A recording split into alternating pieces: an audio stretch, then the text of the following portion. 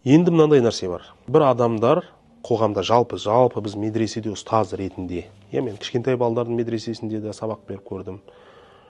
Жасөспірімдерді қазірге шейін тәрбиелеп келе жатырмыз. Кейде мынандай адамдар бар, жамағатта кісі алып келеді да, міне мына баладан қари жасау керек. Бірақ ешқайсысы ол баладан сұрамайды, сен қари болғың келе ме деген сияқты. Сосын бала енді әкесі әкеліп тұрғасын келеді ол. Сосын ішке келеді, ішке келгеннен кейін қарасаң, ол баланың қари болуға, Құран болуға ешбір құлқы да жоқ. Өйткені отбасымызда дұрыс рухани тәрбиенің дұрыс берілмеуі ғой, қысқашасы. Просто мен басымда бір нәрсе бар, мен соны баламнан көргім келіп жатыр. Сосын оған оны мәжбүрлеп тыққыштап жатырмын.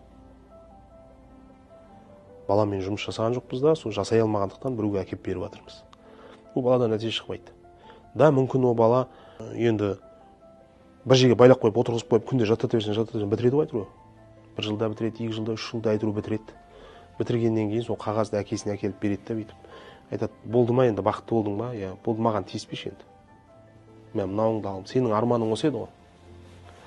Мен көзіммен көрдім бұндай нәрселерді. Ал енді бір баладан қари көргім келді ма?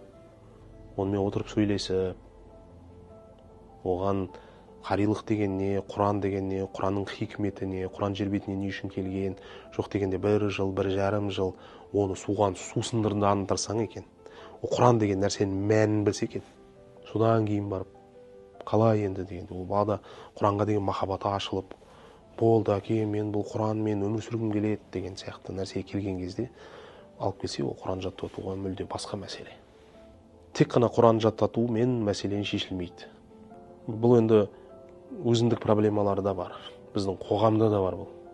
Қари болып қылмыс жасап жүргендер де бар.